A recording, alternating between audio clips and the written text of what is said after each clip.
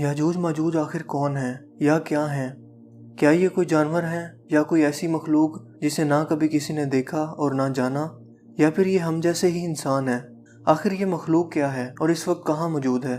अगरचे ये मौजू बहुत वजाहत तलब है, मगर हम इनका मुख्तसर जायज़ा कुरान और हदीस की रोशनी में लेंगे।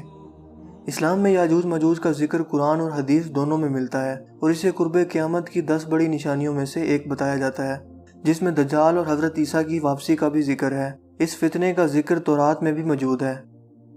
आखिर याजूज माजूज की शुरुआत कहाँ से हुई? इनका तारीखी पस मंज़र क्या है?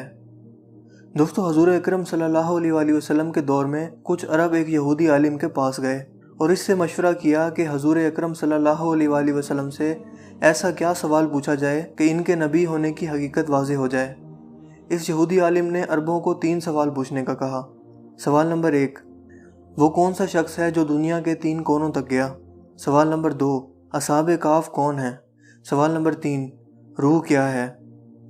इन तीनों सवालों में हमारा मौजूए बहस और गौर तलब सवाल नंबर 1 ही होगा। अल्लाह ताला ने कुरान करीम में इस सवाल का जवाब अपने महबूब को यूं अता फरमाया, ये आपसे दरियाफ्त करते हैं ए मोहम्मद सल्लल्लाहु अलैहि वसल्लम जुल्करनैन के बारे में। आप कह दीजिए मैं तुम्हें इसकी कुछ खबर देता हूँ। इस आयत मुबारका के अंदर जुल्करनैन नाम की शख्सियत का जिक्र किया गया है और ये वही शख्सियत हैं जिनका सवाल इस यहूदी आलिम ने किया था कि वो कौन सा मुसाफिर है जो दुनिया के 3 कोनों तक गया। जुल्करनैन के बारे में सबसे पहले तफसीली तहकीक करने वाले मौलाना अबुल कलाम आज़ाद थे। इनके मुताबिक जुल्करनैन 580 कबल मसीह में पैदा होने वाले एक ईरानी बादशाह थे, जिन्हें यूनानी साइरस द ग्रेट और ईरानी कोर्श कबीर के नाम से जानते थे। जुल्करनैन के लफ्जी मायने है 2 सींग वाला। ये 2 सींग दर हकीकत जुल्करनैन की ज़ेरे अतात 2 सल्तनतों मीदिया और पारसा को जाहिर करते हैं। जब जुल्करनैन का मकबरा खोदा गया तो इसमें 3 सींगों वाला एक मुजस्मा भी दरियाफ्त हुआ। इन 3 सींगों पर नुमायां तौर पर कंधा किए गए दुनिया के 3 हिस्से नुमायां हैं जहां जुल्करनैन गए और उनको फतह किया। पहला हिस्सा अफगानिस्तान, ईरान और बलोचिस्तान, जबकि दूसरा हिस्सा आर्मीनिया, सीरिया और तुर्की का इलाका, जबकि तीसरा हिस्सा इराक का इलाका है। मगर दोस्तों, यहाँ सवाल यह है कि यहूदी जुल्करनैन को कैसे जानते थे? इस बात को समझने के लिए हमें 586 कबल मसीह की बाबुल की तारीख में जाना पड़ेगा। बाबुल उस वक्त की मजबूत तरीन रियासत समझी जाती थी। जब बाबुल के बादशाह ने यरूशलेम पर हमला किया और फर्स्ट टेम्पल को तबाह कर दिया और वहां मौजूद तमाम यहूदी आबादी को गुलाम बनाकर वो बाबुल ले आया। 539 कबल मसीह में जुल्करनैन ने आसानी से बाबुल को शिकस्त देकर इसे फतह कर लिया।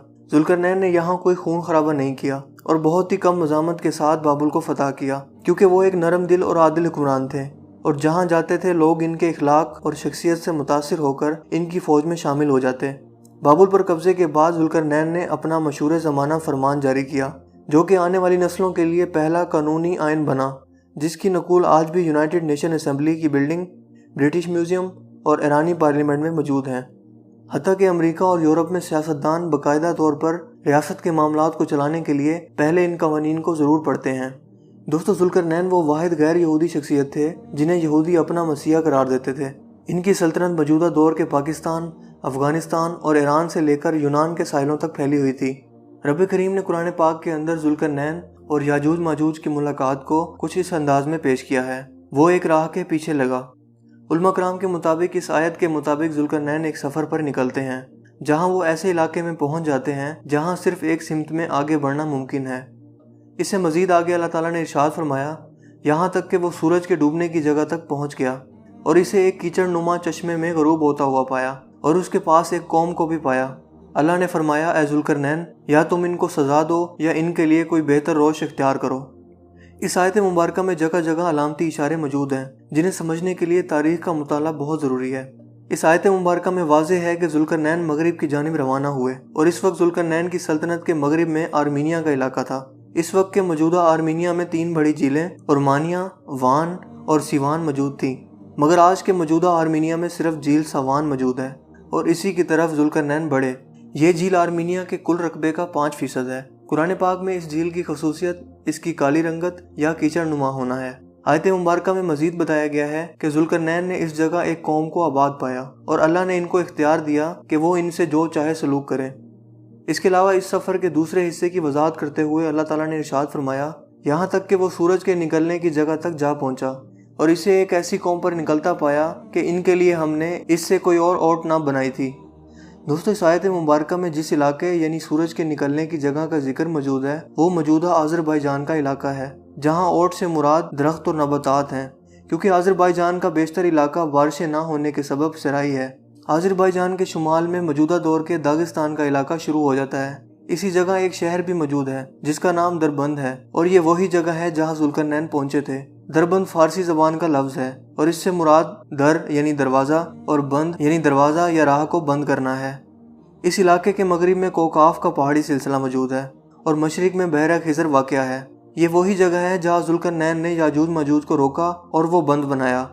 اس سے مزید آگے کے سفر کی داستان قرآن پاک میں کچھ یوں بیان ہوتی ہے، یہاں تک کہ وہ دو پہاڑوں کے درمیان پہنچا اور اس کے پاس اس نے ایک ایسی قوم کو پایا جو بات سمجھنے کے قریب نہ تھی۔ بس آیت مبارکہ میں جس قوم کا ذکر کیا گیا ہے یہ وہی قوم ہے جو ذوالقرنین کو دربند کے علاقے میں ملی، اور یہ لوگ ذوالقرنین کی بات سمجھنے کے قابل نہ تھے۔ اور مزید اہم نشانی کہ یہ قوم دو پہاڑوں کے درمیان آباد تھی، کیونکہ یہ جگہ زمین کی سطح سے کچھ اونچائی پر واقع تھی اور ایک پہاڑی ٹیلہ تھا۔ آج کے دور میں بھی وہ قلعہ موجود ہے جو ذوالقرنین نے اس قوم کو یعنی یاجوج ماجوج کو روکنے کے لیے بنایا تھا۔ اس سے مزید آگے رب کریم نے وضاحت فرمائی کہ انہوں نے کہا، اے ذوالقرنین، یاجوج ماجوج اس ملک میں بڑے بھاری فسادی ہیں، تو کیا ہم آپ کے لیے کچھ خرچ کا انتظام کر دیں کہ آپ ہمارے اور ان کے درمیان ایک دیوار بنا دیں۔ اس آیت مبارکہ میں انہوں لفظ سے مراد وہیں آباد ایک قوم ہے جو کہ ذوالقرنین سے اپنا مسئلہ بیان کر رہی ہے کہ یہاں موجود ایک اور مزید قوم یعنی یاجوج ماجوج بہت فسادی ہیں، اور اگر آپ کہیں تو ہم آپ کے لیے مال و زر کا انتظام کر دیں تاکہ آپ ان کے یعنی یاجوج ماجوج کے اور ہمارے درمیان ایک دیوار بنوا دیں۔ دوستو اکثر لوگوں کو یہ گمان ہے کہ یاجوج ماجوج کوئی ایسی مخلوق ہے جو غیر انسانی اور دیو قامت ہے۔ یہ گمان صرف قرآن اور حدیث کا مطالعہ نہ کرنے کا نتیجہ ہے۔ لہٰذا یہی وجہ ہے کہ لوگ قرب قیامت کی اتنی بڑی نشانی سے بے خبر ہیں، جس کا تذکرہ پوری وضاحت کے ساتھ قرآن اور حدیث میں موجود ہے، اور یہ بھی کہ وہ انسان ہی ہیں، حتیٰ کہ ان کی نسل کے بارے میں بھی وضاحت موجود ہے۔ بخاری اور مسلم کی متفقہ حدیث جس کے راوی ابو سعید خدری رحمۃ اللہ علیہ ہیں، اور جس کا مفہوم یہ ہے کہ قیامت کے دن اللہ تعالیٰ آدم علیہ السلام سے کہیں گے کہ اپنی اولاد میں سے جنتی اور جہنمی الگ الگ کر دو، تو ہر 1000 میں سے ایک جنتی اور 999 جہنمی ہوں گے جو کہ یاجوج ماجوج میں سے ہوں گے، یعنی یہ قوم یاجوج ماجوج بنی آدم میں سے ہی ہے۔ مگر یہاں ایک سوال دماغ میں آتا ہے کہ آخر بنی آدم کی اتنی کثیر تعداد یاجوج ماجوج کی صفوں میں کیسے شامل ہوگی؟ اس سے پہلے ہمیں یاجوج ماجوج قوم کی زمین پر موجودگی کو سمجھنا ہوگا کہ آخر وہ کہاں سے آئے۔ دوستو ہم سب جانتے ہیں کہ آج کی موجودہ آبادی سب حضرت نوح علیہ السلام کے 3 بیٹوں حام، شام اور یافس کی نسل سے ہیں، کیونکہ طوفان نوح میں صرف حضرت نوح کے 3 بیٹے ہی زندہ بچے تھے اور انہی سے آگے نسل بڑھی تھی۔ حام سے افریقی ممالک کے لوگ، شام سے عرب اور یہود، اور یافس سے ترک یا یورپی یا سفید فام قومیں آگے بڑھیں، اور یاجوج ماجوج کی قوم حضرت نوح کے بیٹے یافس کی نسل سے ہیں، اور یہ سفید فام قوم ہے۔ یونان میں یاجوج ماجوج کی قوم کو اشکناز کے نام سے بھی جانتے تھے۔ اشکناز ماجوج کا بھانجا تھا۔ 780 قبل مسیح میں یہ لوگ کوکاف کی پہاڑیوں سے آتے اور جنوب پر حملہ آور ہو جاتے۔ یہ قوم کوکاف اور بحیرہ خضر کے شمال میں بڑی تعداد میں آباد تھی، اور وہاں یہ لوگ قابض تھے، اور ہر راہ گزر اور تاجر سے یہ لوگ ٹیکس بھی وصول کرتے تھے۔ یہ قوم خود کو خضر یا قوم خضر بھی کہتی تھی، اسی لیے کیسپین سی کو بحیرہ خضر بھی کہا جاتا ہے، جو کہ اسی قوم کے نام پر ہے۔ ان کے قبضے میں جو علاقے تھے وہ موجودہ مغربی روس سے لے کر موجودہ دور کے جرمنی تک ہیں۔ یاجوج ماجوج کی یہ قوم بنا کسی وجہ کے آس پاس کی کمزور قوموں پر حملہ آور ہو کر وہاں خوب لوٹ مار اور قتل و غارت کرتی تھی، اور باقی بچے زندہ لوگوں کو غلام بنا لیتی تھی، جن کو بعد میں یا تو کام کے لیے رکھ لیا جاتا یا غلام بنا کر بیچ دیا جاتا۔ اس کے علاوہ جو راہ گزر ان علاقوں سے گزرتے ان پر بھاری ٹیکس لگایا جاتا تھا، اور ایسا نہ کرنے پر ان کو مار دیا جاتا تھا۔ لہٰذا دربند کے لوگوں نے انہی وجوہات کی بنا پر ذوالقرنین سے مدد مانگی، جیسا کہ آیت مبارکہ میں بتایا گیا ہے۔ دوستو دربند کے لوگ اپنی تعمیرات لکڑی کے ذریعے کیا کرتے تھے، جبکہ ذوالقرنین کے دور میں فن تعمیرات عروج پر تھا اور پتھروں اور لوہے کے ذریعے بھی تعمیرات کی جاتی تھیں۔ لہٰذا وہاں کے لوگوں نے ذوالقرنین سے درخواست کی کہ آپ ہمارے اور یاجوج ماجوج کے درمیان دیوار بنا دیں، جبکہ وہ مالی اور فوجی امداد بھی دینے کو تیار تھے۔ مگر اگلی آیت مبارکہ میں اللہ پاک نے کچھ یوں فرمایا، میرے اختیار میں میرے پروردگار نے جو دے رکھا ہے بس وہی بہتر ہے، تم صرف قوت طاقت سے میری مدد کرو اور میں تم اور ان کے درمیان ایک بند بنا دیتا ہوں۔ اس آیت مبارکہ سے پتہ چلتا ہے کہ ذوالقرنین نے ان لوگوں کی التجا کو قبول کیا، جبکہ مال و متاع کی پیشکش کو رد کر دیا، اور فرمایا کہ تم لوگ صرف طاقت یعنی فوج کے ذریعے سے میری مدد کرو اور میں یاجوج ماجوج اور تمہارے درمیان ایک بند بنا دیتا ہوں۔ یہاں یہ بات غور طلب ہے کہ اس قوم نے دیوار بنانے کی التجا کی، مگر ذوالقرنین نے بند بنانے کی پیشکش کی، جس کی خصوصیات پانی کو روکنا ہے، مگر اس بند کو یاجوج ماجوج کے حملوں سے روکنے کے لیے بنایا گیا، جو اس وقت اس علاقے میں حملہ آور ہوتے تھے۔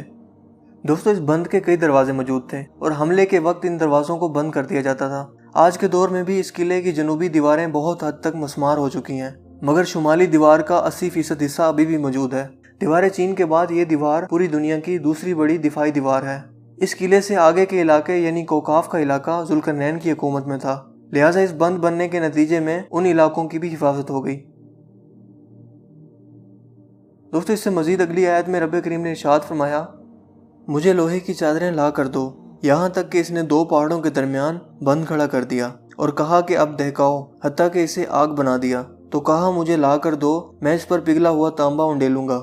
دوستو، اس آیت مبارکہ میں لوہے کی چادروں اور تانبے کا ذکر موجود ہے، جو کہ اس بند کی تعمیر کے دوران استعمال ہوا تھا، جبکہ اکثر لوگ یہ سمجھتے ہیں کہ جو بند ذوالقرنین نے بنایا تھا وہ صرف اور صرف لوہے اور تانبے کا ہے، مگر ایسا نہیں ہے، کیونکہ اس بند کے بناتے وقت مین دروازوں پر وافر مقدار میں لوہے اور تانبے کا استعمال کیا گیا۔ اب اس بند کا بیشتر حصہ کھنڈرات بن چکا ہے، مگر پھر بھی باقی حصہ اللہ پاک کے حکم سے قائم و دائم ہے۔ اس سے اگلی آیت مبارکہ میں اللہ پاک ارشاد فرماتے ہیں، پس تو ان میں اس دیوار کے اوپر چڑھنے کی طاقت نہ تھی اور نہ ان میں سوراخ کر سکتے تھے۔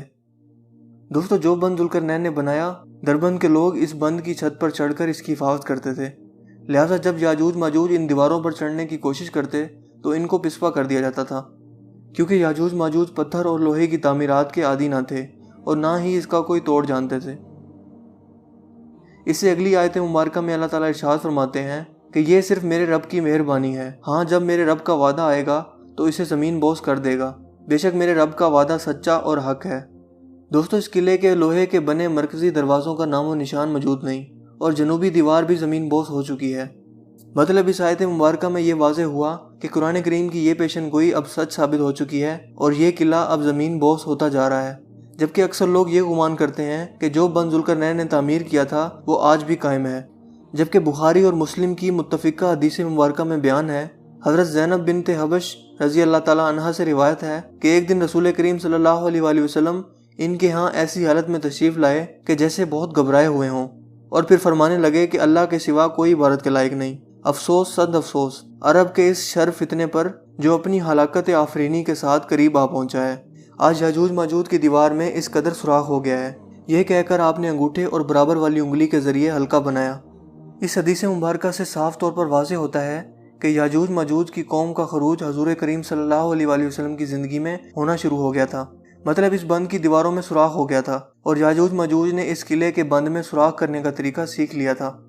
اسلامی اور مغربی تاریخی حوالے سے پتہ چلتا ہے کہ مسلمانوں کی فوجیں حضرت عمر رضی اللہ تعالیٰ عنہ کے دور میں اس علاقے کی طرف بڑھیں اور یاجوج ماجوج کی قوم یا قوم خضر کے ساتھ جنگ کی، جو کہ 100 سال پر محیط عرصہ ہے، جس کی ایک نشانی دربند اور داغستان کے علاقے میں صحابہ کرام کی قبریں ہیں، جو اسی یاجوج ماجوج کی فوج کے ساتھ لڑتے ہوئے شہید ہوئے، مگر مسلمانوں کے اندرونی خلفشار کی وجہ سے 100 سالہ یہ جنگی مہم اختتام پذیر ہو گئی۔ حدیث مبارکہ کے مزید حصے میں عرب کا بھی ذکر ہے کہ ان پر اس فتنے کا پہلا یا زیادہ اثر ہوگا، کیونکہ مسلمانوں میں عرب ہی وہ تھے جنہوں نے حضرت عمر کے دور میں ان یاجوج ماجوج سے جنگ کی تھی۔ دوستو، اس یاجوج ماجوج کی قوم کو تاریخ میں کئی نام سے جانا جاتا رہا ہے، مثلاً یاجوج ماجوج، گوگ اینڈ میگوگ، اسکیتھینس، اشکنازی، خزر اور قوم خضر۔ مسلم امہ اسے تاریخی حوالے میں خزر یا قوم خضر یا اشکناز کے طور پر جانتی ہے۔ عبد الرحمن کے ایک یہودی وزیر حزدئی اور قوم خضر کے بادشاہ جوزف کے درمیان خط و کتابت کا بھی تاریخ میں ریکارڈ ملتا ہے۔ حزدئی ایک یہودی تھا اور عبد الرحمن سوئم کا وزیر تھا۔ وہ یہ جاننے کا بہت شوق رکھتا تھا کہ بنی اسرائیل کے 10 قبیلوں میں سے کسی قبیلے نے کسی علاقے میں اپنی حکومت قائم کی ہے یا نہیں۔ یہ سوال اکثر وہ اپنے سفیروں سے کرتا رہتا تھا، مگر اسے 944 سن عیسوی میں ایک سفیر نے بتایا کہ ایک یہودی ریاست قسطنطنیہ سے 15 دن کے آبی سفر کی دوری پر موجود ہے، جسے الخضر کے نام سے جانا جاتا ہے، اور یہ قوم قسطنطنیہ کے ساتھ تجارت بھی کرتے ہیں، اور یہ بہت طاقتور قوم ہے، اور یہ آس پاس کی قوموں پر حملہ بھی کرتے رہتے ہیں۔ لہٰذا حزدئی نے قوم خضر کے بادشاہ جوزف کو خط لکھا اور اس سے دریافت کیا کہ اس بات میں کتنی سچائی ہے اور یہ کہ وہ بنی اسرائیل کے کس قبیلے سے تعلق رکھتے ہیں۔ اس خط کے جواب میں الخضر قوم کے بادشاہ جوزف نے جو کچھ لکھا وہ حیران کن تھا، کیونکہ جوزف نے بتایا کہ وہ بنی اسرائیل کے کسی بھی قبیلے سے تعلق نہیں رکھتا، بلکہ اس کی نسل یافس اور ان کے بیٹے تگورما سے آگے بڑھی، جو کہ ترکوں کے باپ بھی کہلاتے ہیں۔ اس نے مزید بتایا کہ اس کے آباء و اجداد میں بولان نامی ایک بادشاہ تھا، جو کہ کفر کے نظام سے تنگ آ کر اپنی پوری قوم سمیت یہودی ہو گیا۔ بولان بادشاہ نے یہودی علماء کو اپنی رعایا میں بلایا اور یہودیت کو مزید پھیلایا اور ان کے لیے عبادت گاہیں بھی تعمیر کی۔ آج کے دور میں بھی کچھ لوگوں کا خیال ہے کہ یہودیت اختیار نہیں کی جا سکتی اور صرف یہودی کا بیٹا یا بیٹی ہی یہودی ہو سکتے ہیں، جبکہ حقیقت میں ایسا بالکل نہیں ہے۔